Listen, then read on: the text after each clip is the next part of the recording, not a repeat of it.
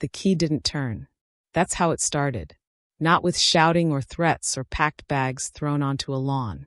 Just a key that no longer fit the lock it had opened for 47 years. Standing on my own porch, I heard the deadbolt click back at me like a stranger's voice saying, "You don't belong here anymore." But I did belong. God help me, I still did. Welcome to Tea and Payback, where the tea is hot, the secrets are messy, and karma always finds her way home. Now sit down, pour yourself a cup of tea, let's continue. My name is Margaret. I'm 74 years old, and until 3 days ago, I believed my son still loved me. The air bit cold for late October. I'd only driven 2 hours north to Millbrook to stay with my oldest friend, Diane. She'd lost her brother that summer, caught walking pneumonia right after, and nearly gave up fighting. She needed someone, and I, though I wouldn't admit it then, needed distance. A few nights away from the perfume that clung to every hallway. Away from feeling like a trespasser in the house I'd paid off 23 years prior. I'd called before leaving. Left a note on the counter, too. Back Sunday by noon. Take care, I'm simple. The kind of thing you write when you assume you're still family. Still have a seat at the table. Still own the walls that hold your memories. I tried the key again. Same hollow resistance. Then I noticed the sticker near the handle, white and crisp in the autumn light. Secure Tech Installations. Friday, 2:47 p.m. Friday. The day after I left. Less than 24 hours. I pressed the doorbell. Silence. Knocked. Rang again. Nothing. The rose bushes I'd planted in 1983, butchered by someone who clearly didn't understand pruning, stood like skeletal soldiers by the steps. The mailbox still carried the dent from where Ryan hit it with a baseball bat in 1989. The welcome mat, faded and crooked, still read "Home is where the heart is." Home. I stepped back, stared at the curtains drawn tight across every window. Checked my phone. No missed calls. No messages. I dialed Ryan. 4 rings, then voicemail. "Ryan, it's Mom. I'm back from Diane's. I can't get inside. The locks are different. I'm sure there's been some kind of mistake. Please call me." I waited 5 minutes. Then 10. Called again. Voicemail. After 20 minutes sitting in my old Honda, hands trembling not from cold, but from the slow realization settling into my bones, I circled the block. Maybe they'd gone out for groceries. Maybe this was all some terrible misunderstanding. But when I came back around, their car sat in the driveway. The sleek charcoal Auntie I'd helped finance 2 years ago when they hit what Ryan called a temporary setback. Parked on the same driveway my husband Thomas and I had poured ourselves. The summer after we burned the mortgage papers in the backyard fire pit. I got out, knocked harder, rang longer. Nothing moved behind those curtains. That's when it struck me. Not like lightning. Like water seeping slowly through a crack you didn't know was there. This wasn't an accident. This was planned. A line drawn in concrete while I was gone, by people who never thought I'd have the spine to cross back over it. I didn't cry. I wish I had. That might have cleared something out, made room for what came next. Instead, I just stood there, let the hurt compress itself into something smaller, denser, and got back in my car. I parked 2 blocks down. Didn't know where else to go. Diane was 2 hours away, and I couldn't explain it yet.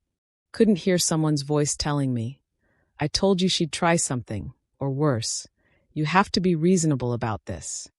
I needed to think. That night, I slept in the driver's seat. Or tried to. My knees cramped. My neck locked. At 2 in the morning, I had to find a 24-hour gas station just to use the restroom. Bought coffee I didn't want so the cashier wouldn't look at me with pity. He was young, maybe 19. Smiled kindly. I nearly broke right there, just because someone acknowledged I existed. By 6 a.m., I was parked near the house again. The sky bled pink and amber. Dew clung to the grass like tiny warnings. Then the lights inside turned on. Through the windshield, I watched Sienna step onto the porch in a silk robe, sipping from the mug I'd given her last Christmas. The one that said "Boss Lady." She glanced at the lawn, stretched like she owned the sunrise, and disappeared back inside. That was all I needed to see. Not rage. Not even sadness. Just clarity, cold and absolute. I drove away. But this time, I knew exactly what I was going to do. The house was never grand. 3 bedrooms, 1.5 baths, ceilings you could touch if you stood on your toes. We bought it in 1976, Thomas and me, with barely enough for the down payment and a toddler on my hip. It had olive green appliances and rust stains in the tub, but the backyard faced west and the oak tree out front turned gold every autumn. That was enough. Thomas died on that porch. I don't mean poetically. He collapsed there on a Wednesday morning, coffee still warm in his hand, newspaper folded across his lap. I came outside with toast and reading glasses. By the time I noticed something was wrong, it was already over. That was 12 years ago. I've lived alone since. Not because I chose it, but because that's what happened. At first, Ryan checked in regularly. Dinners every few weeks, phone calls that felt genuine. Then came the promotion, the commute, the shift in tone. Conversations grew shorter. Visits more obligated. He married Sienna 3 years after Thomas passed. A woman with sharp cheekbones, sharper ambitions, and a job title that seemed to change every quarter. She worked in digital consulting, which apparently involved a lot of presentations about synergy and telling companies how to look more expensive than they were. She didn't like the house. Made that clear from day one. Called the kitchen claustrophobic. Said the floors creaked like a haunted mansion. Said the whole place smelled like old fabric. She meant me. For the first few years, they lived downtown in a loft with exposed brick and too much echo. But when Ryan's company restructured and Sienna's freelance contracts dried up, they needed help. That's the word Ryan used when he called. Just a bridge, Mom. A few weeks, maybe 2 months. You'd really be helping us out. I hesitated. I swear I did. But then he said, it would mean a lot. And that was all it took. He could have asked me to sleep on broken glass, and I'd have found the broom. They moved in on a Saturday. For suitcases, 2 garment bags, a flat-screen TV I didn't have space for. Sienna barely spoke to me that day. Too busy directing Ryan where to set her desk, where to position her air purifier, which rooms needed to be modernized first. Later that evening, I found my wedding album in the hallway closet. It had sat on the sideboard for 20 years. Ryan apologized. Sort of. She's just trying to make it livable, he said, scratching his neck. It was already livable, I replied. He smiled tightly. Yeah, but updated. That was the beginning. First week, they rearranged the living room. Second week, replaced my coffee maker. By the third, I stopped keeping dairy in the fridge because Sienna was plant-based and said the smell triggered her migraines.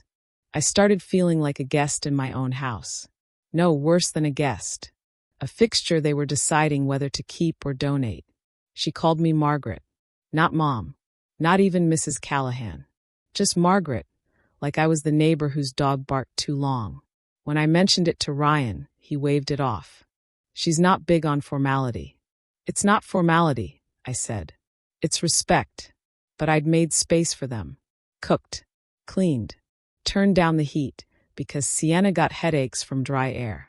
Stopped watching my crime shows at night, because she needed silence for her meditation practice. I thought maybe this would bring Ryan closer, that we'd find rhythm again.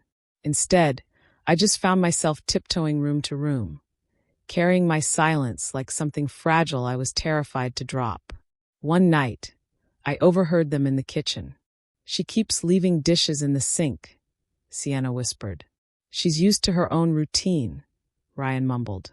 It's cluttered. Bad energy. She's trying. Trying isn't enough. I stood on the other side of the wall, hands damp with soap, words caught in my throat like stones. I didn't sleep well after that. But still I stayed. I thought it was temporary, that soon they'd find their footing, move on, thank me, and I'd get my house back. The one where I could wear slippers in the kitchen and leave puzzles half-finished on the table. But time passed. Nothing changed. Then came Diane's call. Her brother gone. Her cough relentless. Would you come for a few nights?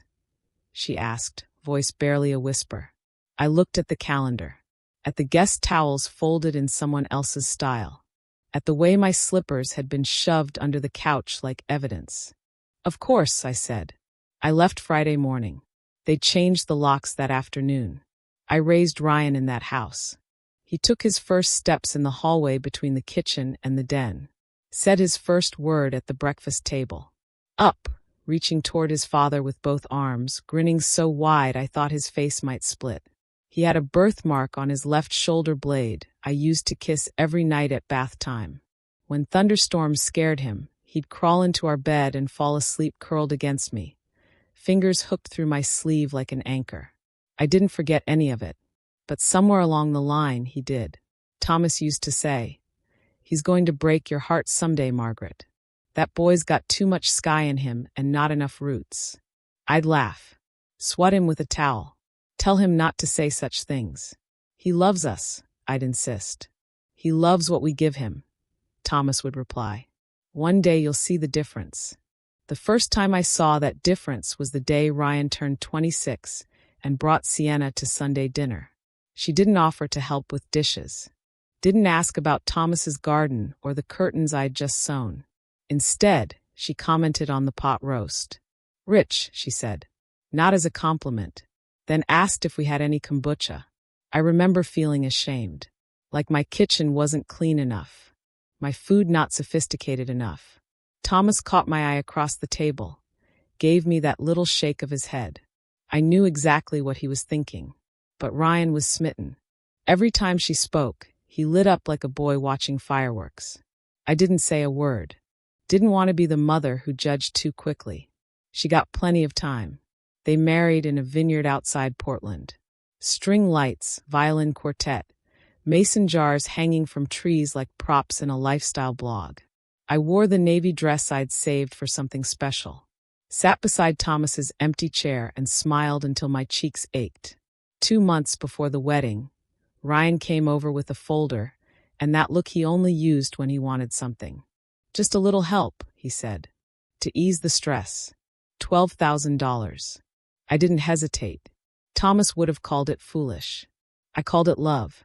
After the wedding, visits slowed. Calls grew mechanical. The tone shifted from warmth to checkbox. Hi, Mom. Just wanted to see how you're doing. Always a meeting, a deadline, bad reception. Then silence. I tried not to mind. Then came the money requests. Short-term squeeze. Unexpected expenses. It started small. Car insurance. Then grew.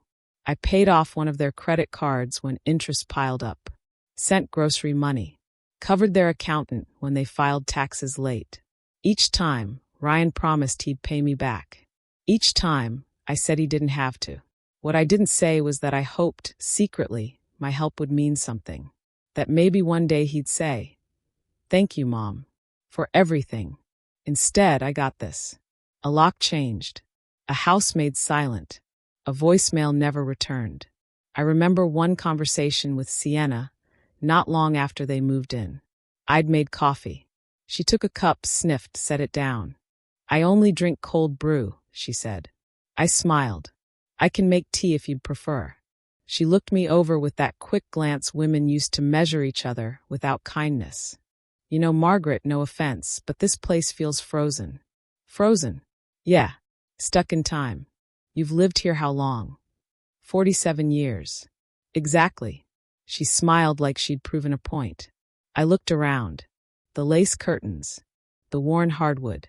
The cross-stitch on the wall that said love grows best in little houses. Yes, maybe it was stuck. But it was mine. I didn't say that. I just nodded. I suppose it does. What I wanted to say, what I should have said was, of course it feels like time stopped here. Because the best parts of my life happened within these walls, and I never needed anything more. But I held my tongue.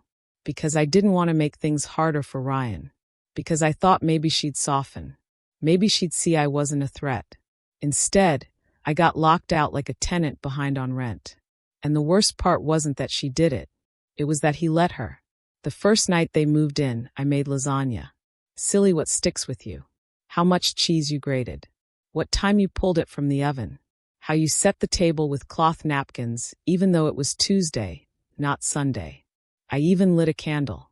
Sienna took one bite, pushed her plate slightly away, and asked if there were gluten-free options. Ryan didn't say anything. Just poured her water and started talking about interest rates like nothing had happened. That should have been my warning.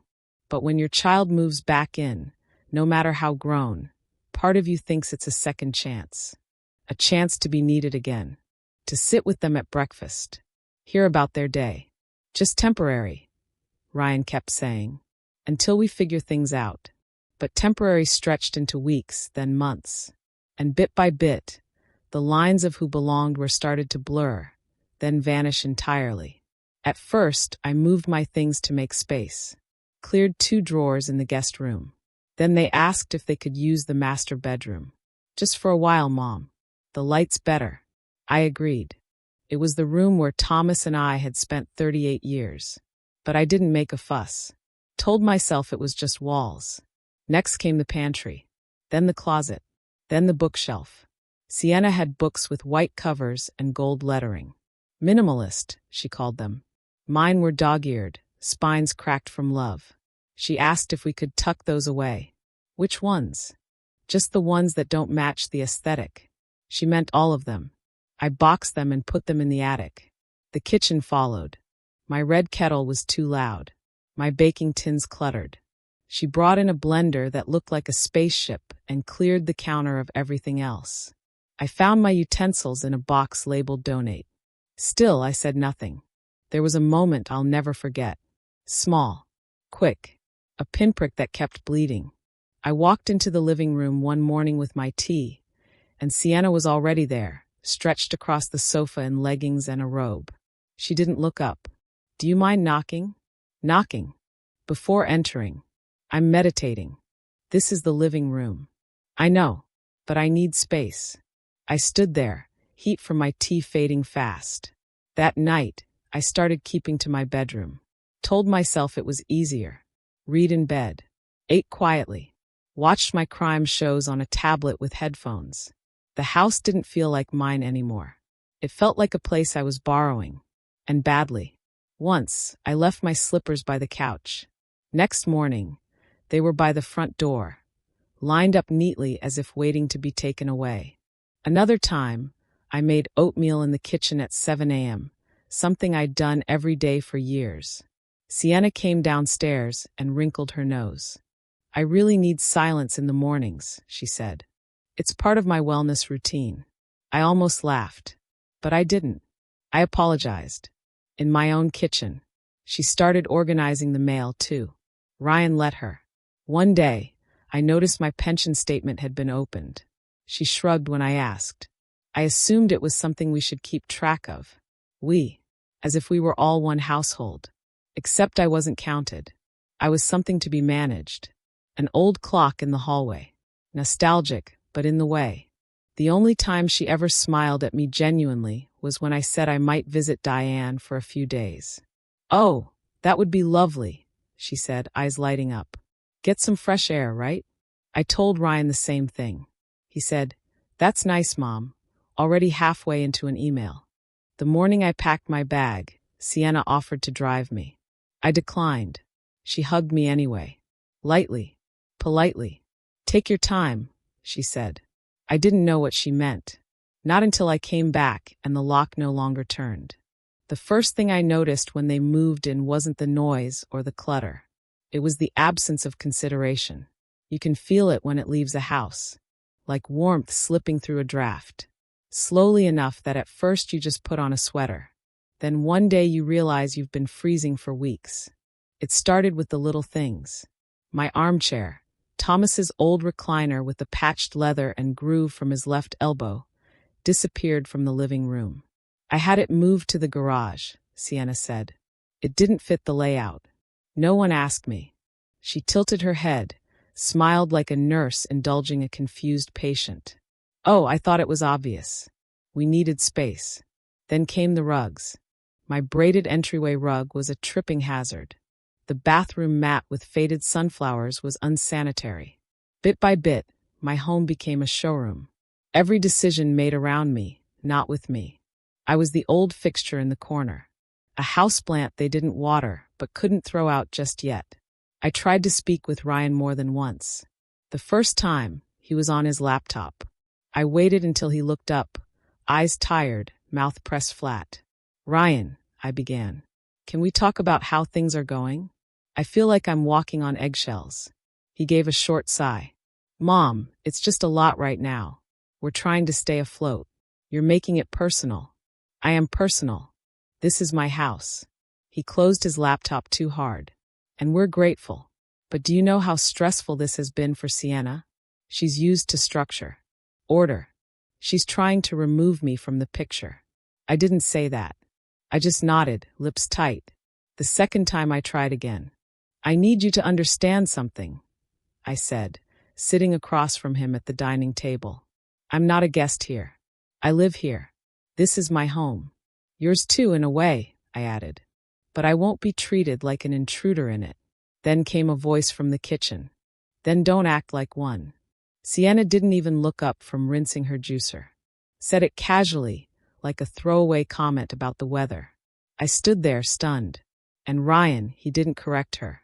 Didn't defend me. Just shifted in his seat and muttered, "Let's all just calm down." Calm down. The two words people use to shut women up. That night, I cried in my room. Not loud.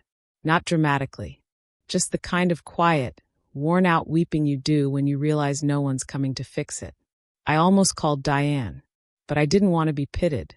Didn't want to say it out loud. They're erasing me. I noticed it in the refrigerator, too. My pickles gone. My yogurt replaced with glass jars filled with strange seeds. My name not on anything, because I wasn't sure I was allowed to label food in my own kitchen. When I dared put a casserole in the oven on a Saturday, Sienna walked in, sniffed, and said, "Is that meat?" "Yes." She made a face. "Could you maybe do that when I'm not home? I'm really sensitive to animal smells." I opened my mouth to reply, but Ryan beat me to it. "Come on, Mom. You know she's trying to stay plant-based."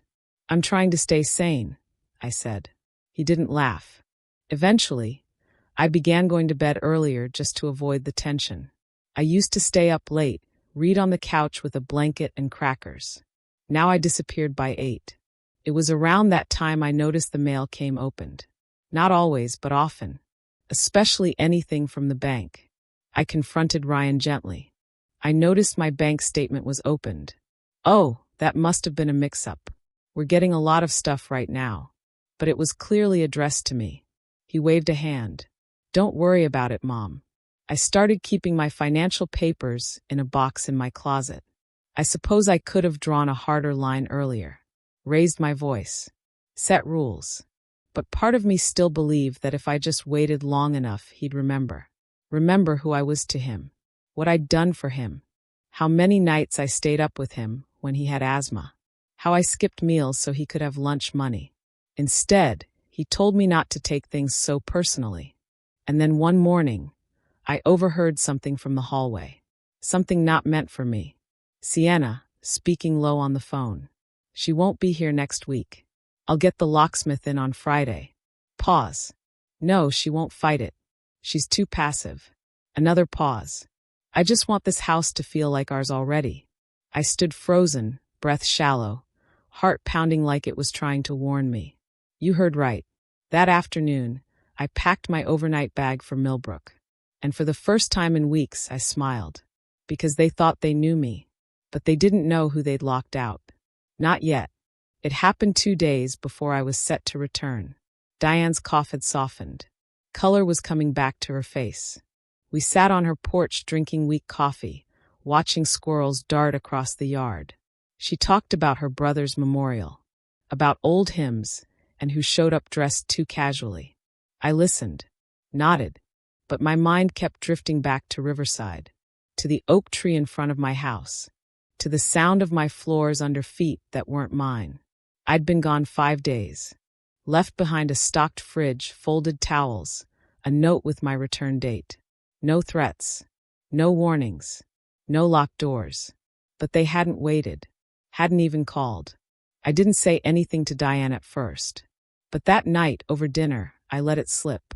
I think they're planning to change the locks while I'm gone, I said carefully, buttering bread. My voice was steady, but my chest felt tight. Diane paused, knife midair. You think? I heard her on the phone. Diane put her knife down slowly. Margaret. It's fine, I said quickly, as if saying it fast enough would make it true. I'm sure it's just talk. She gets dramatic. Your son's wife is dramatic. Your son is not. If he goes along with this, he's not ignorant. He's complicit. That word hit hard. Complicit. We didn't speak for a while. The silence between us wasn't awkward. It was old, worn in like comfortable shoes. You're going back Sunday? She finally asked. I nodded. Before noon. She didn't push. Just passed me the salad and asked if I wanted more vinaigrette. That's what real friends do. I woke early Sunday, heart already racing. The drive was 2 hours, but I made it in 90 minutes, fingers clenched tight around the wheel. I pulled into the neighborhood and noticed nothing had changed. Same cars on the street. Same wind chimes down the block. Same red tulips pushing through the earth in Mrs. Pemberton's yard. And then I saw it. My house. And the sign. Secure Tech Installations. Friday, 2:47 p.m. The door handle gleamed. New silver. Wrong. I stepped onto the porch, my key in hand, and turned it. Nothing. It didn't even budge. At first, I felt disbelief. Then confusion. Then something worse. Calm. Not the good kind. The kind that creeps in when your body's too tired to panic. When your brain starts sorting the betrayal into little folders, trying to label them quickly enough to stay upright. I knocked. No answer. Rang. No answer. Their car was in the driveway. I was locked out of my home, and they were inside. I stood there for several minutes, just listening for footsteps, the creak of the stairs, maybe even laughter. But the house was silent. Still, I walked back to my car and sat behind the wheel. Not ready to drive. I checked my phone. No calls. No texts. I tried Ryan. Straight to voicemail. I didn't cry. Not even a single tear. I just stared out the windshield, remembering the first time Thomas and I saw this house. We were both in our 20s. Ryan still in diapers. The real estate agent had said, "It's a little outdated, but with the right touch." Thomas had laughed and said, "We're the right touch." We were. We made that house a home. And now I wasn't even welcome across the threshold. At 6 p.m., when the sun dipped low and the porch light flickered on automatically, I drove away. But not far. I parked 2 blocks down. Slept in the car that night, wrapped in the old travel blanket I kept in the back seat, a bottle of water by my side. I used the gas station bathroom in the early hours. Bought coffee just so they wouldn't ask questions. The clerk looked at me kindly. I must have looked like something out of a story he didn't want to hear. At dawn, I pulled around the corner and parked where I could see the house. That's when I saw her. Sienna, stepping outside in her silk robe, holding the mug I gave her last Christmas. The one that said Boss Lady. She didn't see me, but I saw her. She paused on the porch, sipped, glanced at the sky like she owned it, then turned back inside. And something inside me shifted. Not snapped. Not broke. Shifted. Like a tectonic plate settling into a new place after years of pressure. I didn't honk. Didn't call out. I just put the car in gear and drove away. But this time I wasn't running. I was going to fix what she broke. And I was going to do it on my own terms. The locksmith's name was Gerald, and he used to fix our screen doors back in the day. Short man, always wore suspenders, smelled like pipe tobacco even after he quit. Thomas liked him. Said he charged fair and never asked unnecessary questions. That's exactly what I needed. I found his number scribbled in the back of an old address book, between Linda's pie crust recipe and pediatrician, Dr. Morris, retired. I didn't think he still worked. Certainly didn't expect him to pick up. But he did. Gerald speaking. "Hi, it's Margaret Callahan." Silence. Then a warm chuckle. "Well, I'll be. How's Thomas?" "Gone 12 years now." He went quiet a moment. "Sorry to hear that." He was a good one. He was. What can I do for you, Margaret? I swallowed hard. I need locks changed. He didn't ask why. Just asked when. Today, I said. Early. I'll be there at 7 sharp. I gave him the address. I didn't say my house. I didn't have to. I parked 3 blocks away and walked up just before 7. The morning air was crisp, grass damp. My knees ached like they always did when the weather turned. But I stood tall. Gerald was already waiting by the porch, toolbox in hand. Looks different, he said, nodding at the new handle. Not your style. It's not, I replied. He didn't smile. Just went to work. I stood beside him, arms crossed, as he removed the sleek modern hardware, clean, soulless, like everything Sienna touched, and replaced it with a brass deadbolt that clicked with weight and memory. When he was done, he handed me 2 new keys. You want a third? No, 2's enough. He packed up his tools, then looked at me with something between curiosity and respect. You all right, Margaret? I met his eyes. I am now. He nodded once and walked to his truck. At 7:32 a.m., I opened the front door to my own house and stepped inside. It smelled different. Lavender detergent. Something floral and expensive. My photos were still missing from the sideboard. The blanket I crocheted last winter was folded neatly on the armchair, as if placed there just for looks, not for warmth. But the floor still creaked under my step. The clock above the fridge still ticked half a beat too slow. The sun still lit the east wall of the kitchen like a quiet promise. I went into the master bedroom. They'd changed everything. My quilt gone. My lace curtains replaced with beige blackout panels. A diffuser sat on my nightstand, puffing out some kind of mist. I unplugged it. Then I went to the closet. My clothes were boxed, labeled, seasonal, donate. I carried each box out to the garage, brought mine back in. It took 2 hours to set things as they were. Not perfectly, just enough. Then I turned to the spare room. Sienna's shoes lined the baseboard like little soldiers. Her suitcases, leather, monogrammed, sat at the foot of the bed. Her silk robe hung on the door.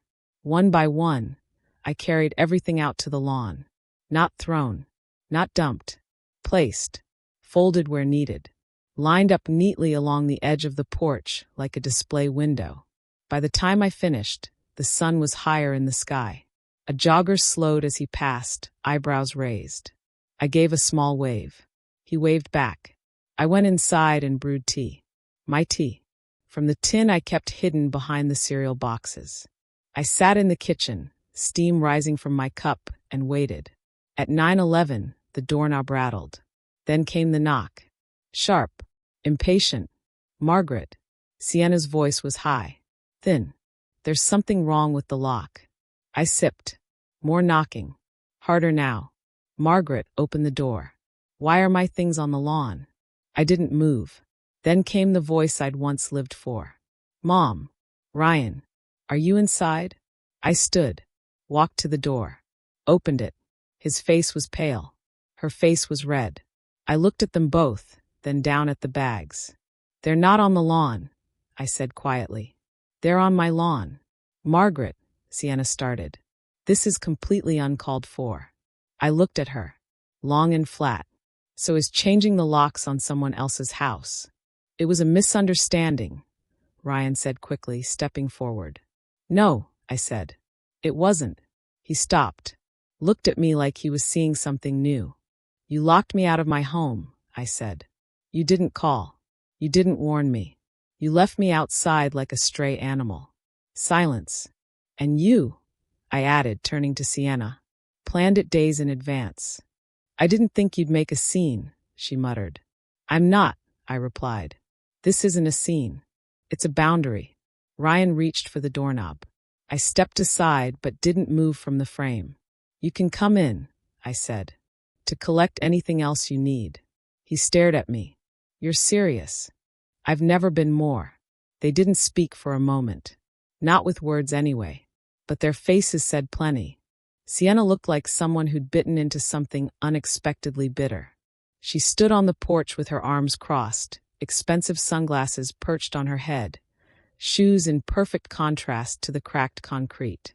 She wasn't used to being spoken to like this, especially not by someone she thought she'd written off. Ryan looked worse.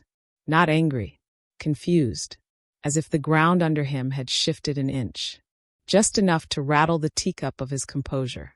"Mom," he said, voice low, "you're overreacting." I nodded slowly, letting that word land. Not fighting it, not flaring up. "That's the word you're going with." He blinked. "You locked me out," I continued. "Without a word. You didn't forget. You didn't miscommunicate. You changed the locks and didn't think I'd come back." "That's not. It is exactly what happened." I didn't raise my voice. I didn't need to. I stayed in my car overnight. At 74 years old. I used a gas station bathroom and drank vending machine coffee. "Ryan, that's what your silence cost me." He looked down. I don't know if it was guilt or discomfort, but he didn't argue. Beside him, Sienna shifted. "I didn't think you'd return so early," she said flatly. "You said Sunday, but not when." I said noon. She shrugged. Like that excused everything. Like locking a woman out of her home was a matter of calendar management. I moved from the doorway, but didn't step aside fully. "You can come in now," I repeated. "Get what you need." "Where are we supposed to stay?" Ryan asked. I raised my eyebrows. "You didn't seem worried about where I'd sleep." "That's not the same," he snapped, his voice finally cracking. "You're right," I said, my voice even. "It's not. You have options. I had this place. Until Friday, when you told someone to erase me from it. That's not fair."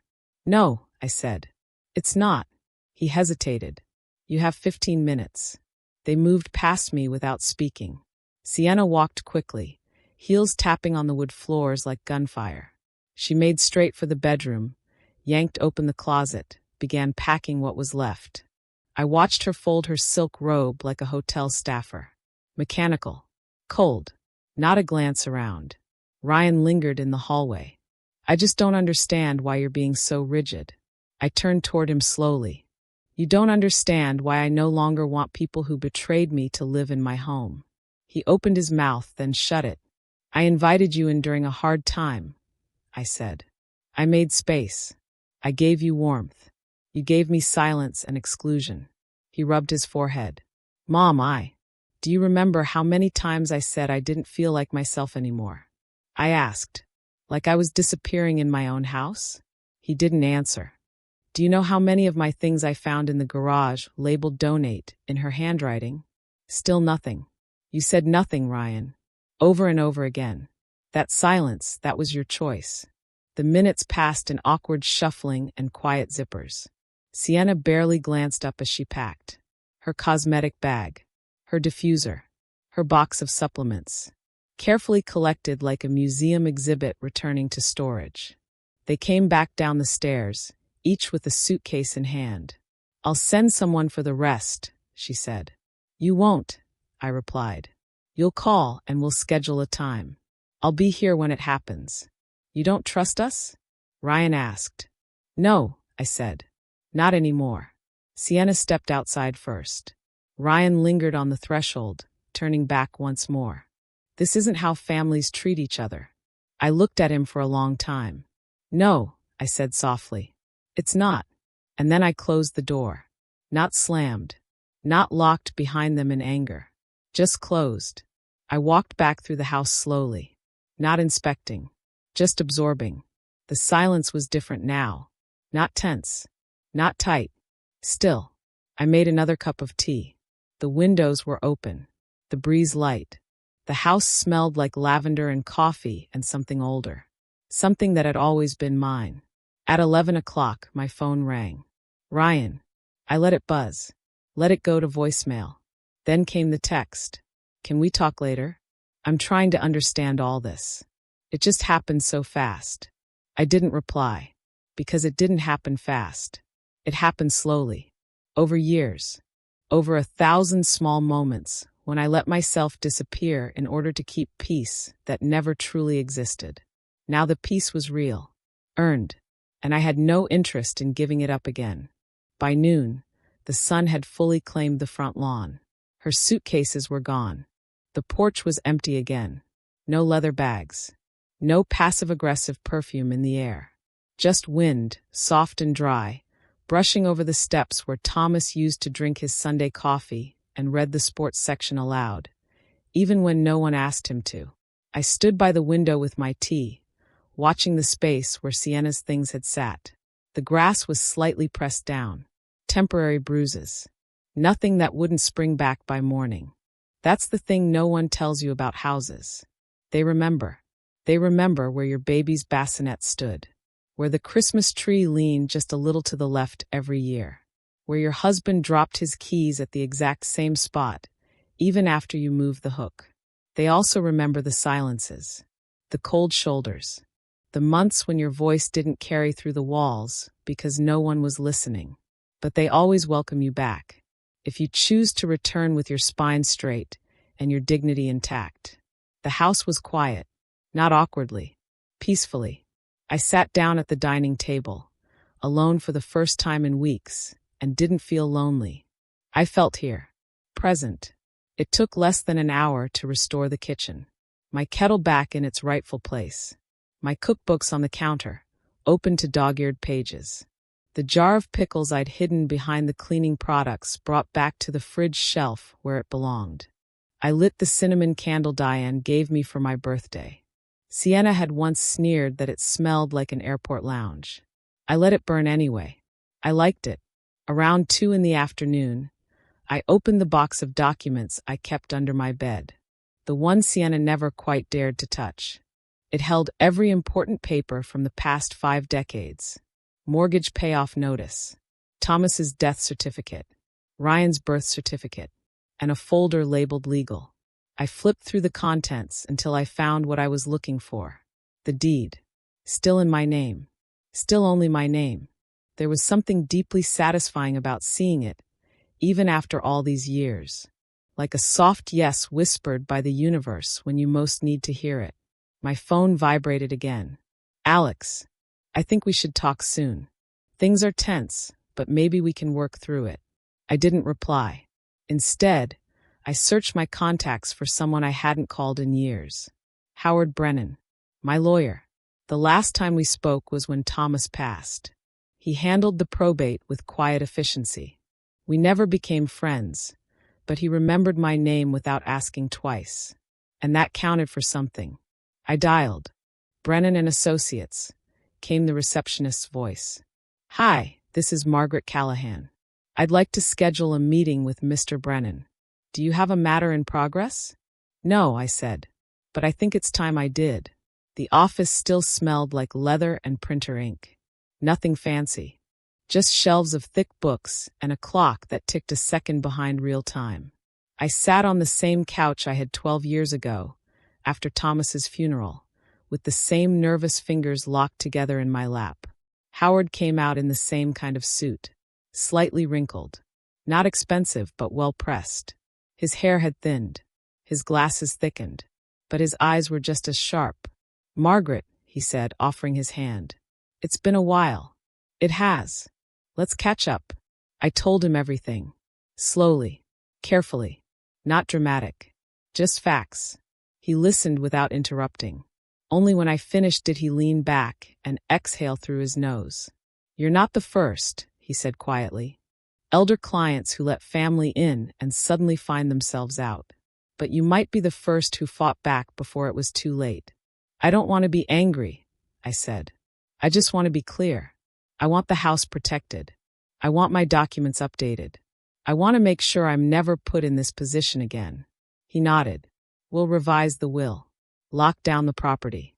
Set up power of attorney for someone you actually trust. That would be my banker, not my son. No problem. I'll prepare the drafts. I'll include a letter of notice. To both of them. I want it quiet, I said. No threats. Just facts. They'll know I'm done. He nodded again. By the time I left the office, the sky was streaked with gold. November sun melting over the city like a quiet apology. I stopped at the grocery store on the way home. Bought the good butter. The jam Thomas liked. Fresh tulips.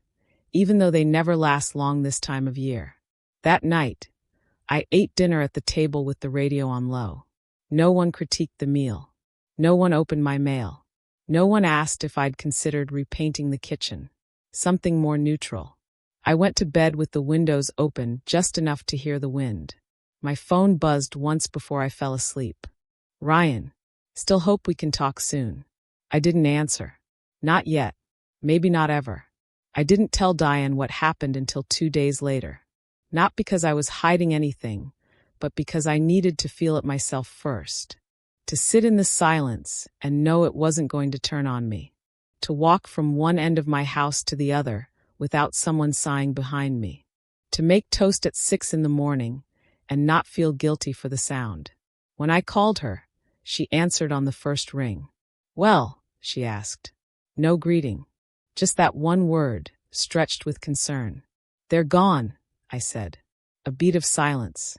Gone where? Don't know. Don't care. She let out a sound halfway between relief and disbelief. You actually did it.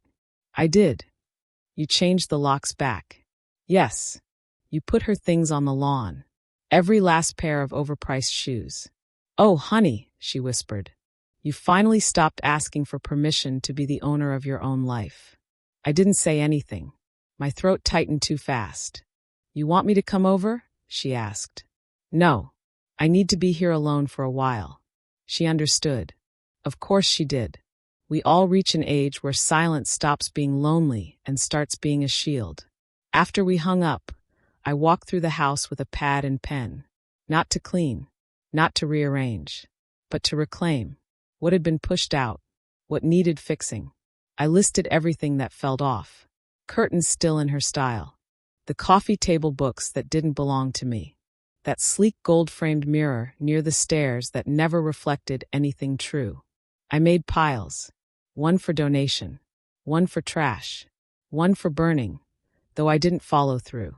The matches stayed in the drawer.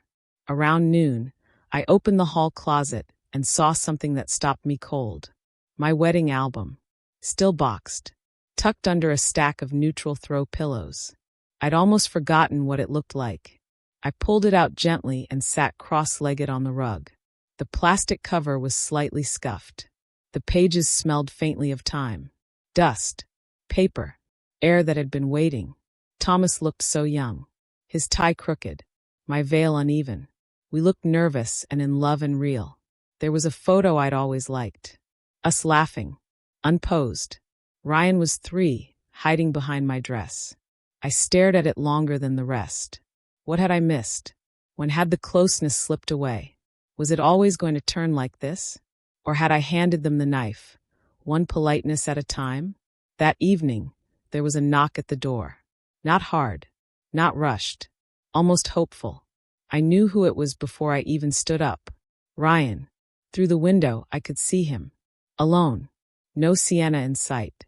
Just him in a jacket too light for the weather, holding something in his hand. A paper bag. I opened the door, but didn't invite him in.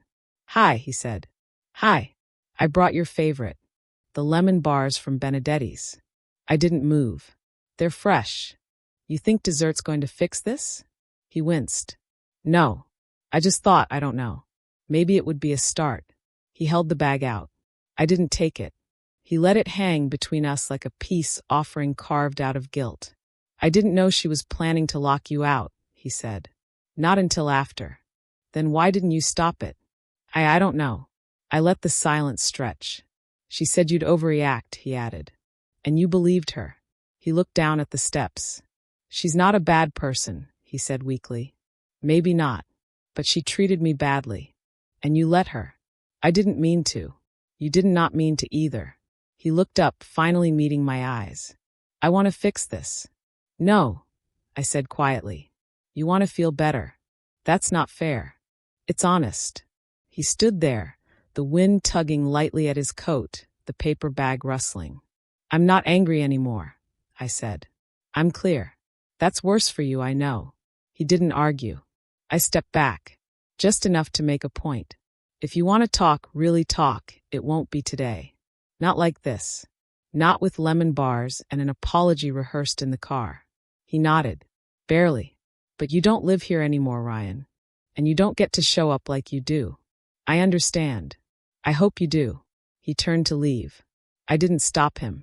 The lemon bars sat on the porch for another hour before I brought them in. I didn't throw them out, but I didn't eat them either. The next morning, I woke before the sun. Not out of worry. Not from noise. Just ease. A quiet kind of rest I hadn't known in months. Maybe years. I sat at the kitchen table with my tea, steam rising in gentle spirals, and listened to the sounds I used to take for granted. The tick of the wall clock. The furnace kicking in. A bird tapping against the window, confused by its reflection. I breathed. Then I got to work. Not in a frenzy. Not the kind of cleaning people do when they're trying to erase something. This was slower. Intentional. One drawer at a time. One cupboard. One closet. In the back of the hallway shelf, I found my old address book again. Names crossed out. Birthdays circled.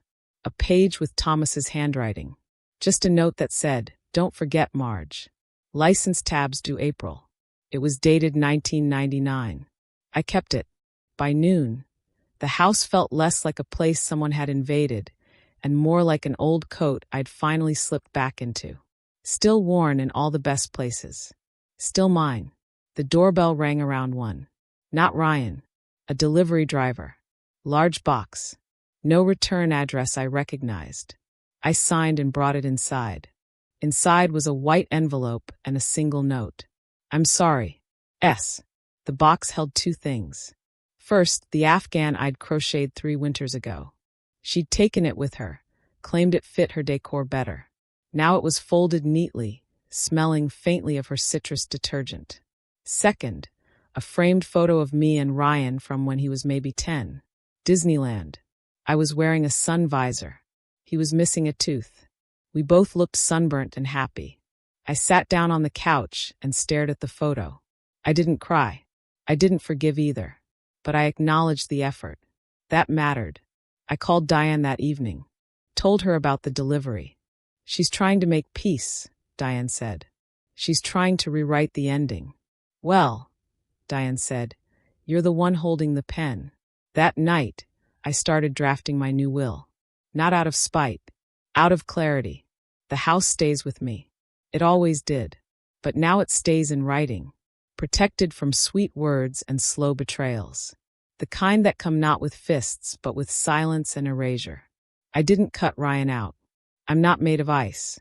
But I changed the terms. The house is no longer something he's entitled to. It's something he may be offered. If he shows he understands what it meant to me. If not, it will go elsewhere. Maybe to the shelter I volunteer at. Maybe to the church that helped Diane through her brother's illness. Maybe to someone who sees it for what it is. A place built on love, not entitlement. Howard, my lawyer, supported the changes. "You'd be surprised," he said, looking over the papers. "Most people wait until it's too late to reclaim their lives." "I waited long enough," I said. He nodded. "You want to include a letter?" "No," I said. "I think they've heard enough from me." The next few days passed without incident. No calls. No knocks. Just silence. But it was a different kind now. Not tense. Not bitter. Just clean. I found myself humming while sweeping the porch. I caught the light better in the mirror when I put my earrings in. I even went out to the garden and trimmed the hydrangeas the way I used to, before someone else told me I was doing it wrong. A neighbor waved. "You're out early." "Trying to beat the frost," I said. He smiled. "Glad to see you around more." So was I. The freedom didn't feel loud or flashy. It wasn't a parade. It was a quiet yes in my chest. A stillness in my bones. That night, I sat on the porch with a book. The sun dipped behind the roof lines. I pulled the Afghan over my knees, mine again, and turned the pages slowly. At one point, I looked up just in time to see a car slow in front of the house. Ryan's. He didn't stop. Didn't park. Just looked. I looked back. And then I turned the page. I didn't hear from him for a week after that drive-by. Not a text. Not a call. No soft knocking at the door. pretending it was all a misunderstanding. I knew he saw me. I saw the way his eyes flicked to the porch just long enough to register I was there, before he looked away, like someone checking a window for rain and pretending they're not already soaked. I didn't wave. I didn't smile. I didn't chase. And he didn't come back. I wish I could say I didn't think about it. But I did. Late at night when the house got too quiet, when I'd pour myself a second cup of tea just to hold something warm.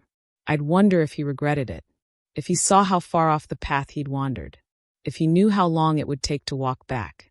But every time I caught myself hoping, I'd remember the sound of my own key failing in the lock, the cold metal, the way the door stood firm against me like a stranger's back. That was what they gave me, and I couldn't forget it just because he might finally be sorry. Howard sent the finalized documents on a Thursday. Heavy envelope, clean lines, my name clear and centered. I opened it on the kitchen table, just like I'd once opened birthday cards and baby books and property tax notices. It felt different, not heavy, solid. The house was now protected by every letter of the law, not just sentiment, not just assumption. I'd made sure of it. I signed the final pages, slid them back into the prepaid envelope, and sealed it shut. When I dropped it into the mailbox, I felt no triumph, just steadiness, like locking a door before bed. Routine, essential, done. Saturday morning, the phone rang. The landline. No one uses that line anymore except the doctor's office and political volunteers around election season. But it was Ryan. His voice was careful. "Hi, Mom." "Hello. I was wondering if we could sit down. Just the two of us." "About what?" He hesitated. "Everything." I let that hang a moment. Then I said, "You can come Sunday at 3. 1 hour. You're serious?" "I'm clear." He paused again. "Thank you." I hung up before he could say anything else. Sunday came, brisk and gray. I baked cornbread. Not for him. For me. I always make cornbread when I need to feel grounded. The smell of it reminds me of autumns when Thomas used to bring in damp firewood and leave wet footprints by the back door. At 2:55 I made tea. At 3:02 he knocked. I didn't make him wait. He stepped inside like a man unsure of his welcome. Not just cautious. Soft. Shoulders drawn in. Hands empty. Eyes tired. "Can I sit?" I nodded toward the armchair. Not the couch. He caught that. We sat in silence for a moment. Just long enough for the clock in the hallway to chime 1/2 the hour. "I've been thinking," he began. "That's good." He didn't smile. "Everything that happened, it wasn't just her." I said nothing. She has strong ideas. She pushes. But I didn't stop her. And that's on me. I still said nothing. I let her talk me into things. Told myself it was easier. Told myself you'd forgive it. I looked at him then. Really looked. Not at the boy I raised. Not at the teenager who slammed doors. Not at the man in a rented tuxedo on his wedding day. Just him. As he was. Flawed. Faltering. Maybe finally honest. "I didn't want to need your house," he said. I felt embarrassed. Like I'd failed. "And so you tried to erase the reminder that it was mine." He winced. "I didn't think of it that way." "No," I said. "You didn't think at all." Another long pause. "I want to fix things," he said. "Fix?" I asked quietly. "Or smooth over?" He closed his eyes for a second. "You're right to be angry." "I'm not angry." His brow furrowed. I said. "But that's past now. I'm simply done letting other people set the terms of my peace." He nodded slowly. I sipped my tea. "You changed the will, didn't you?" I met his eyes. "Yes." He swallowed. "Did you cut me out?" "No. But I changed what's automatic. From now on, anything you inherit from me will be based on the relationship we build. Not the one we keep pretending is still intact." His face colored. But he didn't argue. "I won't live another 10 years hoping for a son who remembers where he came from," I said. "If you want to be part of my life again, it starts with truth and boundaries." He looked like he wanted to say something. I waited. "I think I forgot who you were," he said softly. No, I replied. You assumed I'd forget who I was. The hour passed. When he stood to leave, he looked around the room like he was trying to memorize it. I don't know if I deserve your trust again. You don't, I said. But I'll let you earn it. That's up to you. He opened the door. I'll call soon. If you mean it, I said. And I closed the door after him. This time, not as an end, but as a beginning. I didn't need to rush. A week passed. Then 2. No calls. I didn't wait by the phone. I'm too old for that kind of theater. But I noticed the absence. The silence. This time it didn't sting. It just confirmed what I already knew. When people are used to taking, the offer to rebuild feels too much like work. So I lived. I trimmed the hedges. Cleaned out the hall closet. Sent Diane a box of old scarves I no longer wore with a note that read, "Too much neck for one woman." She called laughing. I watched the birds return to the feeder outside the kitchen window. Read library books in the afternoon sun. One morning, I even baked cookies just because I felt like it. Not for guests. Not for company. Just because the smell felt like home. It's strange how space shifts when you're no longer bracing for someone else's disapproval. The rooms opened up again. Not wider. Just truer. Like they'd been holding their breath, same as me. On the 3rd week, a letter arrived. Handwritten. No return address, but the penmanship told me all I needed. Ryan always pressed too hard with the pen. Like he didn't trust the ink to stick unless he forced it. I held the envelope for a minute before opening it. Inside, 3 short paragraphs. Mom, you were right. I let her reshape everything. My words. My silence. Even how I saw you. I thought I was keeping the peace, but I was just hiding behind it. I'm not writing this to fix things. I know I've got work to do, but I needed you to know I see it now. All of it. I miss the sound of your voice when you read the paper. I miss Sunday mornings. I miss home. If there's a way back, even slowly, I'll walk it.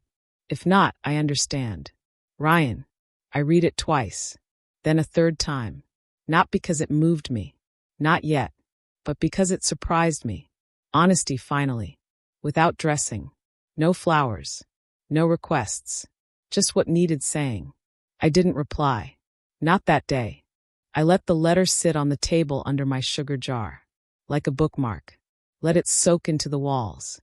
The next day, I went to the bank. Miriam, my account manager, met me in her usual pale blouse and gray sweater. The kind of neatness that comes from habit, not vanity. You want to finalize the beneficiary structure today? She asked. Yes, I said. And remove a few automatic authorizations. She nodded, typing briskly. We went over everything line by line. Number by number. My modest retirement fund. The house. The small insurance policy I'd kept active all these years. Nothing extravagant. But enough. I've added language to protect the estate from any dispute, she said, clicking a few more times. No joint access. No ambiguity. Good, I said. When we finished, she printed the documents. Watched me sign. May I ask, she said gently.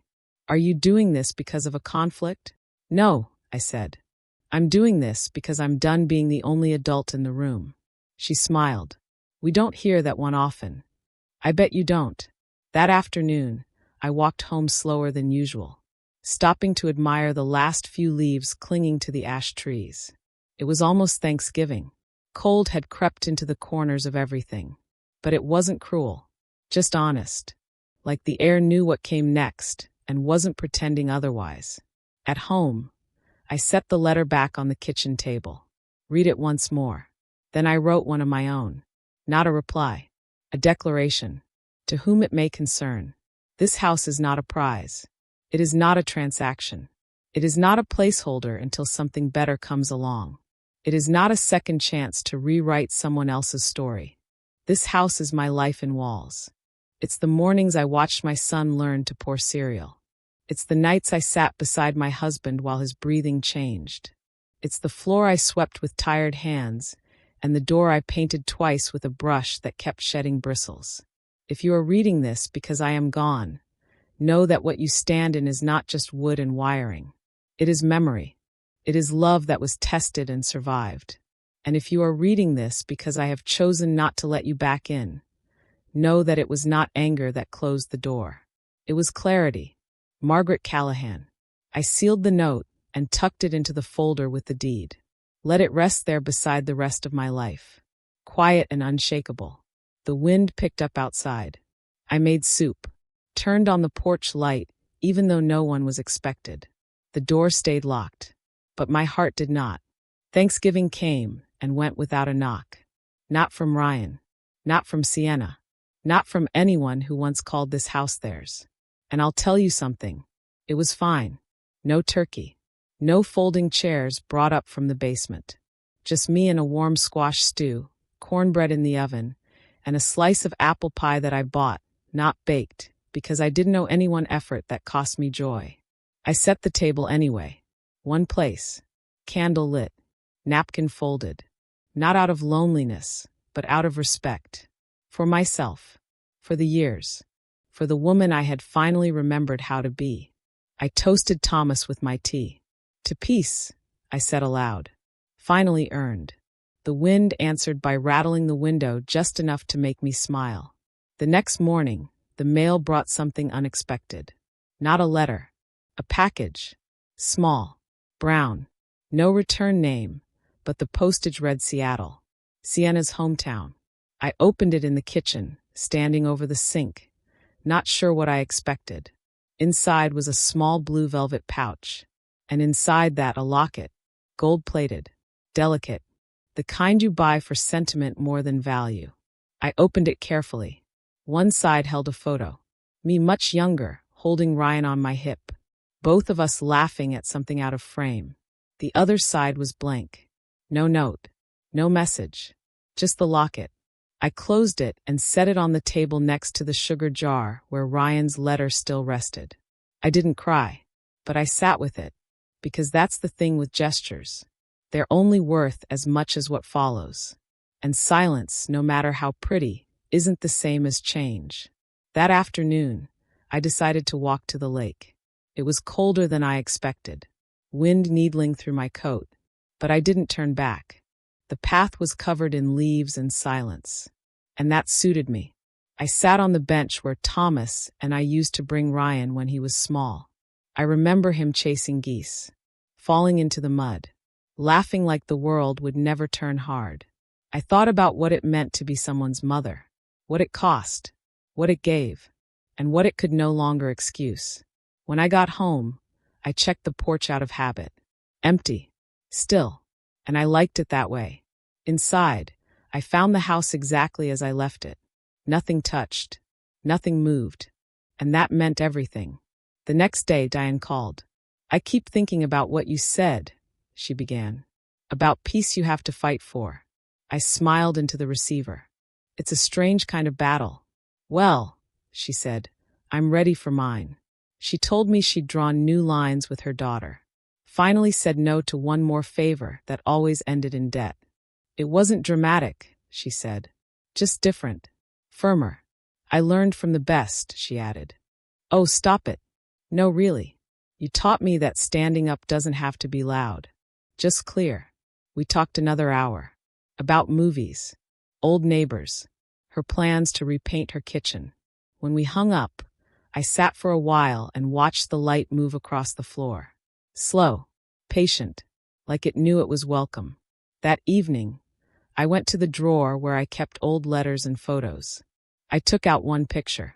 Ryan at 12, standing in the driveway with his first bike, and slipped it into the blank side of the locket. It wasn't forgiveness. Not yet. But it was something. Maybe someday, when he was ready, I'd give it to him. And maybe not.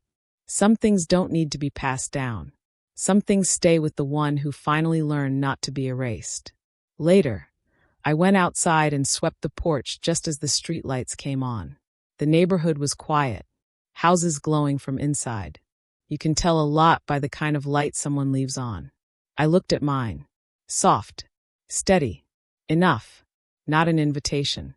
Just a sign. I'm still here. And I remember everything. It snowed last night. Not much. Just enough to blanket the porch and soften the edges of the world. The kind of snow that makes everything quiet, even in a city. The kind that reminds you time keeps moving, no matter who stays, who leaves, or who finally learns what you've always known. I woke to the hush of it.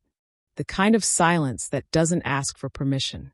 I made my tea, pulled the curtains back, and watched the world turn white. There was a single set of footprints on the walk. Not fresh, not expected. They led from the street to my front steps, then turned around. Whoever it was hadn't knocked. I didn't check the cameras. I don't have any. I believe if someone really needs to be let in, they'll wait. They'll try again. Not just come and go like memory. At noon, I bundled up and walked to the library. The girls there know me. Mrs. Callahan, large print section, always returns early. One of them handed me a wrapped parcel tied in twine. Someone left this for you yesterday. I blinked. Left. Said it was important. The tag said only Margaret. Read this when you're ready. Inside was a book. A collection of essays. Not expensive. Well read. The spine had been opened wide. Corners bent. Notes scribbled in the margins. On the first page, in the top right corner, was handwriting I recognized. Ryan's. I marked the ones that reminded me of you. I thought maybe if I couldn't find the right words myself, someone else already had. There was no signature. Just that. I didn't open it. Not then. I tucked it under my arm and walked home through the snow. Back at the house, I put the kettle on. Set the book beside the chair. Sat for a long time just looking out the window. And then I opened it. One essay was circled twice. A mother's silence is not her consent. I sat back, the words rising up like breath after deep water. The phone rang just after dusk. Not a call I expected. Diane. I have a question, she said. And don't laugh. I'm listening. Do you want to go on a trip next spring? A trip. There's a train tour. National parks. Seniors discount. You and me. No husbands. No children. No apologies. I smiled. You planning my escape? No. I'm inviting you to your own life. I laughed then. Loud. Easy. I'll think about it, I said. Don't think too long. That night, I lit a candle by the window. Not for show. Not as a welcome. Just a light for myself. For the years I had left. For the woman I was before the silences and the boxes in the garage. But here's where the story takes a turn nobody saw coming. Not even me. 3 weeks after Thanksgiving, on a Wednesday morning that felt like any other, I received a call from Howard's office. Not from Howard himself, but from his paralegal, Jennifer. Her voice was tight, professional, careful. Mrs. Callahan, there's been a development. Can you come in today? My stomach dropped. What kind of development? It's better discussed in person. I arrived at the office within the hour. Howard met me at the door, his face grave in a way I'd never seen before. Margaret, sit down. I did. He slid a folder across the desk. We received this yesterday. A petition filed by your son and daughter-in-law. My hands went cold. A petition for what? They're claiming you're mentally unfit to manage your own affairs.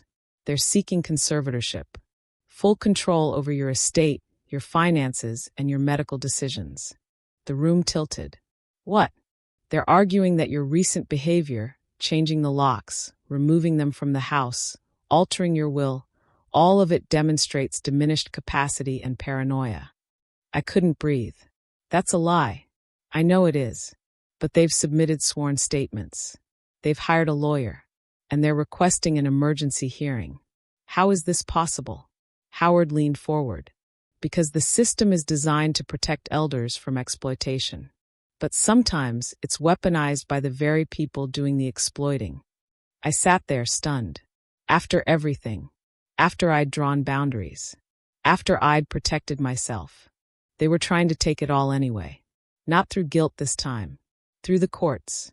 What do? I asked, voice barely above a whisper. We fight, Howard said. And we win. The hearing was set for 2 weeks out. Howard assured me we had time to prepare, but those 14 days felt like walking through mud. Every hour stretched. Every night was restless. Diane came to stay with me. She didn't ask, just showed up with a suitcase and a casserole. "You're not doing this alone," she said. We spent the days gathering evidence. Bank statements showing I'd been managing my finances flawlessly for decades. Medical records confirming I was in sound health. Letters from neighbors, from the librarian, from Gerald the locksmith, all attesting to my clarity and independence. Howard also scheduled a cognitive evaluation with a neuropsychologist. I passed every test. Memory, reasoning, judgment, all intact. "They won't have a leg to stand on," Howard said. "But be prepared. They're going to try to paint you as unstable." The morning of the hearing, I dressed carefully. Navy blouse, gray slacks, the pearl earrings Thomas gave me on our 20th anniversary. I wanted to look exactly like what I was, a woman in full possession of herself. The courtroom was smaller than I expected. Sterile, fluorescent lights buzzing overhead. Ryan and Sienna sat on the other side with their attorney, a woman in a sharp suit with cold eyes. Ryan wouldn't look at me. Sienna did, just once, and in that glance I saw it. Not remorse.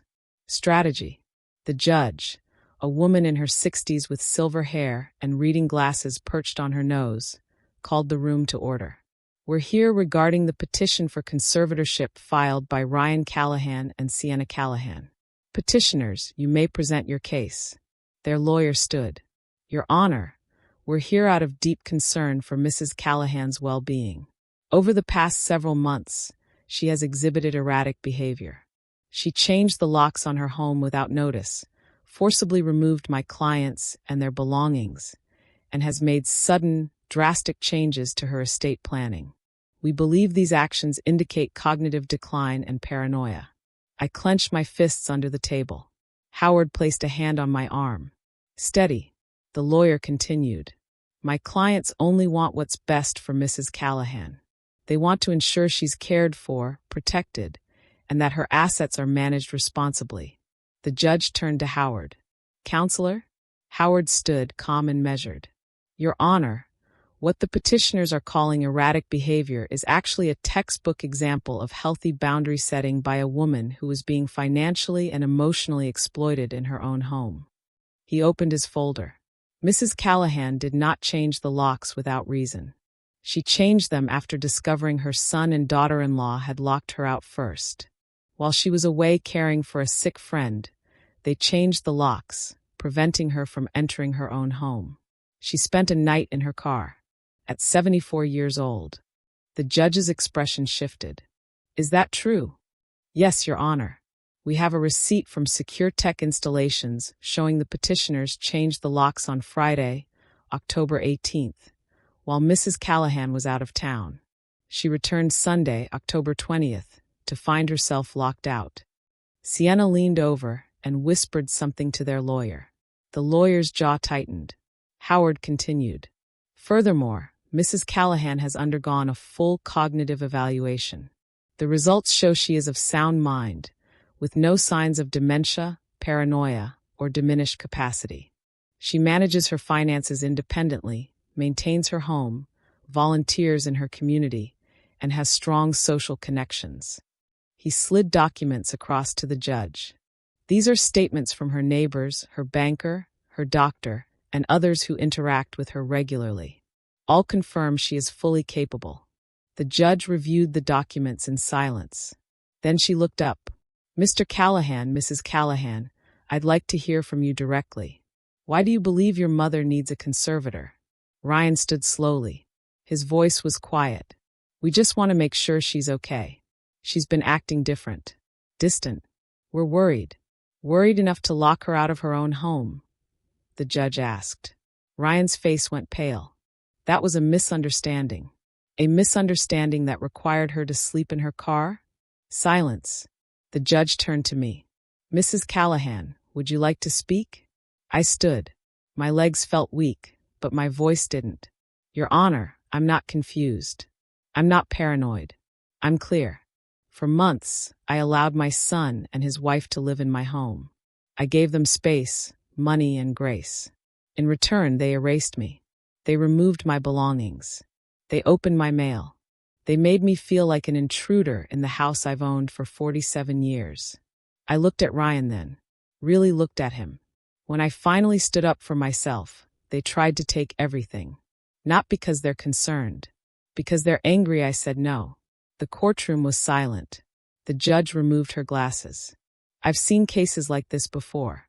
Adult children who mistake their parents' generosity for weakness, who assume silence means consent.